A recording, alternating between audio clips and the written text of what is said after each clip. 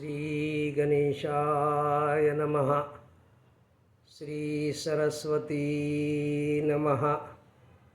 श्री हनुमंताय नमः। ओम नमो भगवते वासुदेवाय। नमः पार्वतीपती हर हर हर हर महादेव। आपण गीतेचं अध्ययन करत आहोत. थोडं सिंहावलोकन करू की आपण अगोदरच्या सत्रात काय काय पाहिलं ते थोडक्यात त्याचं सिंहावलोकन करू. आपण पाहिलं की कर्मासाठी 5 गोष्टीची गरज असते, परंतु कर्माचं जे फळ मिळतं ते फक्त दोघंच भोगतात. आता हे दोन कोण, तर स्वतः करता कर्म करणारा आणि भगवंत परमात्मा. याच्याबद्दल पण 3 प्रकार आहेत तिच्यामध्ये फळ भोगण्याचे. समजा करता म्हणाला की मी स्वतःच कर्म करतो, त्याचा अहंकार जागृत झाला आणि तो म्हणाला की मी फक्त आणि फक्त मीच कर्म करतो, तर मग जे काही कर्माचं फळ आहे ते त्याला स्वतःलाच भोगावं लागतं.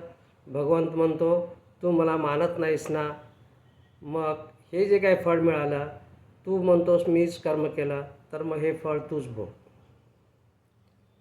दुसरा एक आणखीन प्रकार आहे. भक्त आहेत ज्यांची भगवंतावरती फार श्रद्धा आहे. ते काय समजतात की जे काही होत आहे, जे काही क्रिया होत आहे, माझ्या हातून होत आहे, ती मी काही करत नाही, फक्त आणि फक्त भगवंत करतो, अशी ज्यांची श्रद्धा असते. म्हणजे काय, कर्म तरी करतो, परंतु त्याची भगवंतावरती एवढी भक्ती असते, एवढी श्रद्धा असते की जे काही होत आहे ते परमात्म्याच्या कृपेने होत आहे, त्याच्या आशीर्वादानं होत आहे. मी जे काही कर्म करतो ते भगवंताच्या कृपेनं होतं, भगवंताच्या इच्छेने होतं. अशा वेळेस काय होतं की कर्माचं फळ आहे ते तो व्यक्तीला लागू होत नाही. म्हणजे तो जे कर्म करतो तो निष्काम कर्म असतं. भगवंत पण श्रीकृष्ण महाराज पण गीतेत सांगतात. तो श्लोक असा आहे पहा, यत करोतु यत करोषि यत अश्नासि यत जुहोषि ददासि यत.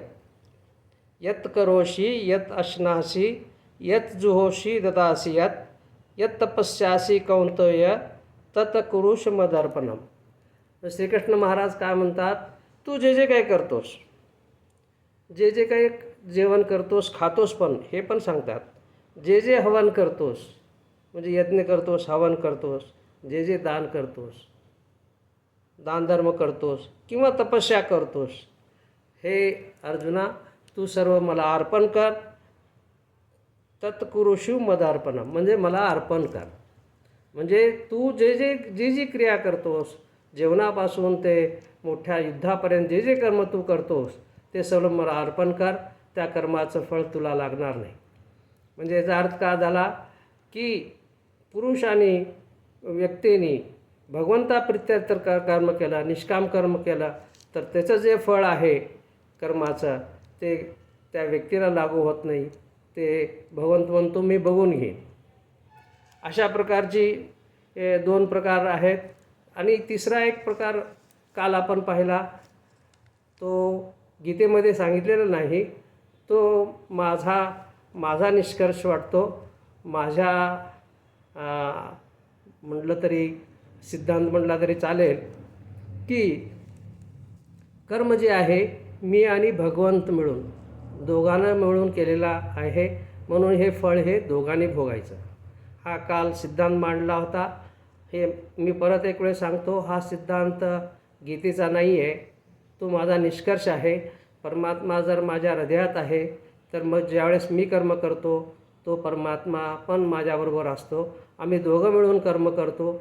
मग जे काही कर्माचं फळ आहे, वाईट असेल, पाप असेल, पुण्याचं कर्म असेल, ते जे फळ आहे आम्ही दोघं, म्हणजे मी आणि परमात्मा, असं दोघं मिळून भोगतो. असे हा सिद्धांत मांडलेला आहे. तो माझा सिद्धांत आहे. हा परत सांगतो, हा गीतेचा सिद्धांत नाही. गीता फक्त काय म्हणते, तू जर स्वतः अहंकाराने म्हणशील की मी कर्म केलं तर मग फळ तू भोग, किंवा सर्व कर्म माझ्यासाठी केलास, निष्काम बुद्धीने केलास, निष्काम मनाने केलास, तर ते सर्व फळाचं तुला काही लेणं देणं नाही. त्या फळ तुला लागू होत नाही.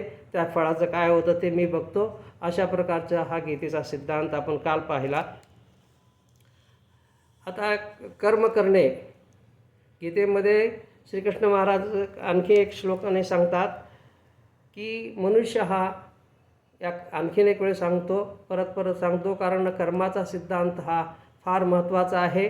आणि हे जर जेव्हा समजलं तर ती अर्ध्यापेक्षा जास्त गीता समजली. असे होतं की मनुष्य हा कर्म केल्याशिवाय राहू शकत नाही. ही कर्मभूमी आहे. प्रत्येक मनुष्याला कर्म केलं पाहिजे. श्रीकृष्ण महाराज अर्जुनाला हे समजावण्याचा प्रयत्न करतात, तू पळून जाऊ इच्छितोस रण सोडून, तरी परंतु तू गप्प बसू शकणार नाहीस. प्रकृती ही जी आहे, ही सृष्टी आहे किंवा तुझा स्वभाव आहे, तुला कर्म करायला भाग पाडेल. त्याच्याबद्दलचा असा एक श्लोक आहे गीतेमध्ये, न हि किंचित क्षणमपि जातु तिष्ठत कर्मकृत. म्हणजे काय, कार्येन ह्यवश्य कर्म सर्व प्रकृतिर्जयगुणः. न हि किंचित क्षणमपि, एक क्षणभरसुद्धा तू कर्म न करता राहू शकत नाहीस. आणि प्रकृती ही प्रकृती त्रिगुणात्मक आहे, 3 गुणाची आहे. ती बळजबरीने तुला कर्म करायला लावेल. अशा प्रकारचा सिद्धांत अर्जुनाला श्रीकृष्ण महाराज सांगत आहेत. तू रणातून पळून जाऊ म्हणतोस, परंतु तुला जाता येणार नाही. तुझा स्वभाव तुला कर्म करण्यासाठी भाग पाडेल. हे वारंवार श्रीकृष्ण महाराज अर्जुनाला सांगतात. कर्म हे करावंच लागेल. ते आणखीन म्हणतात, म्हणजे वेगवेगळ्या तऱ्हेने सांगू हे करतात, पोटा पाण्यासाठी तरी कर्म करावं लागेल. तर त्याचा असा आहे, शरीर यात्रापीच तेन प्रसिद्धेत अकर्मणः. शरीर यात्रापीच तेन प्रसिद्धेत अकर्मणः. म्हणजे याचं काय, तू जर कर्म नाही केलास, अकर्म म्हणजे कर्म नाही केलास, तर तुझी शरीर यात्रा म्हणजे शरीर निर्वाह पण होऊ शकत नाही. तर कर्म हे करणं जरुरीचं आहे.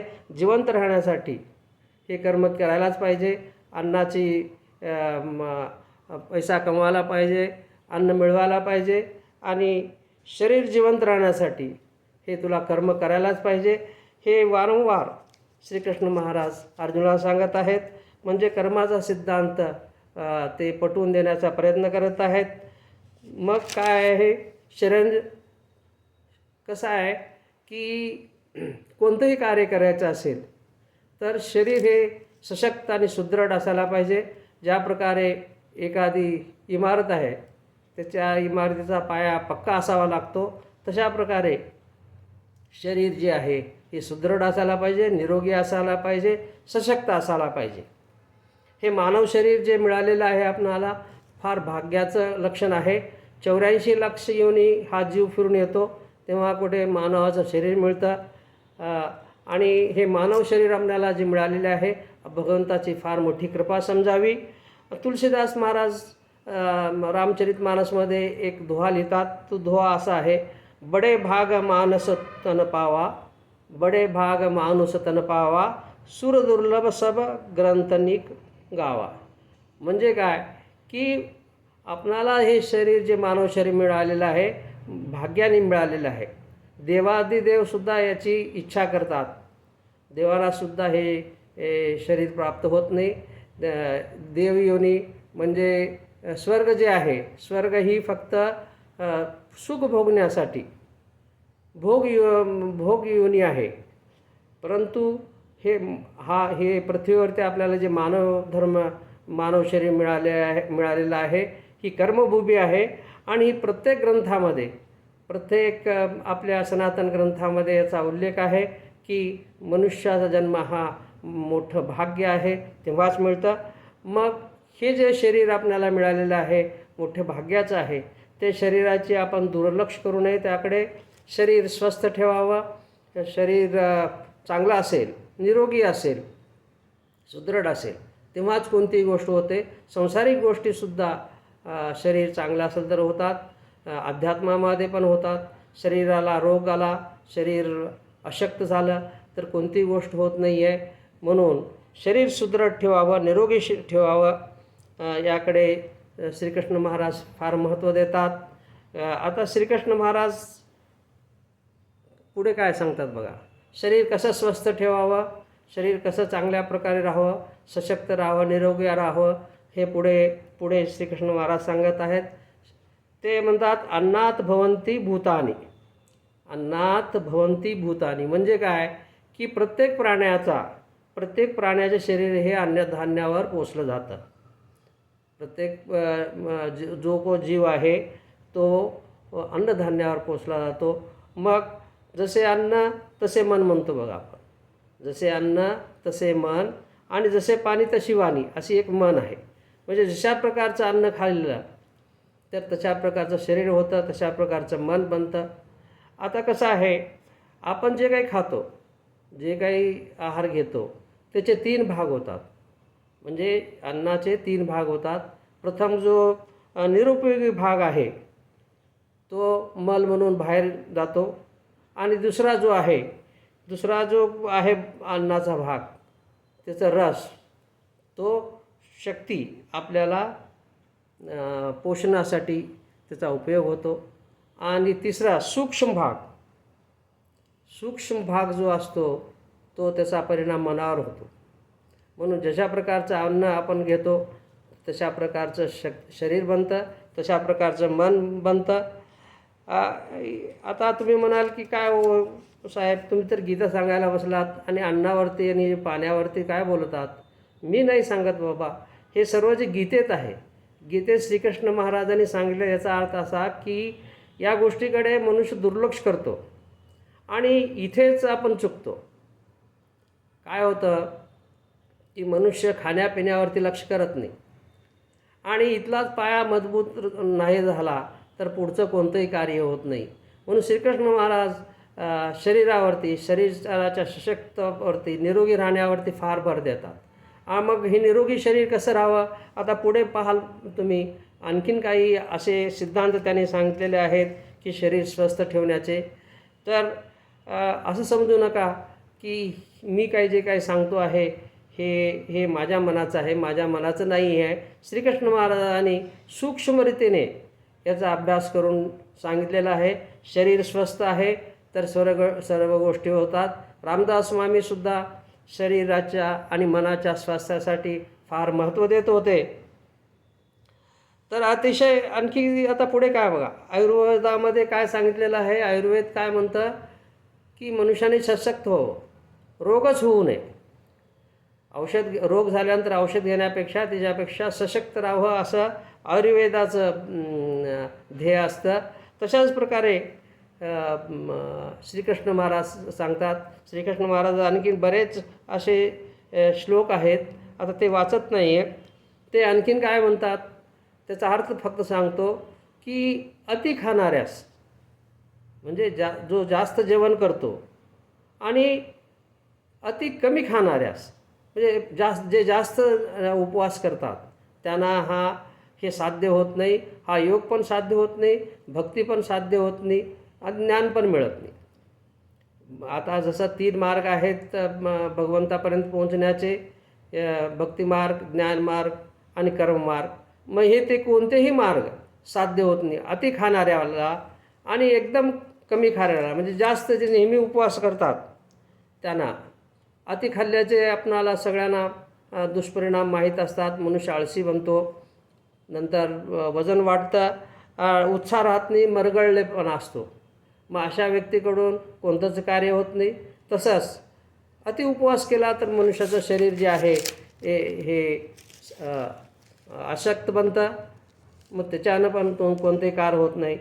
मग आता पहा आणखीन पुढे किती खावं.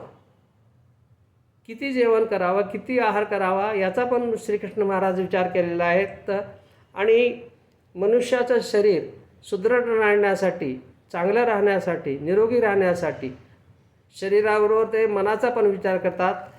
ते काय म्हणतात बघा, युक्त आहार विहारस्य युक्त चेष्टस्य कर्मसु युक्त स्वप्नवबोधस्य योगो भवती दुःखः. याच्यात थोडक्यात अर्थ सांगतो. युक्त आहार म्हणजे योग्य, युक्त म्हणजे योग्य प्रकारचा आहार घ्यावा. विहार म्हणजे येणे जाणे चालणे फिरणे, याला विहार असं म्हणतात.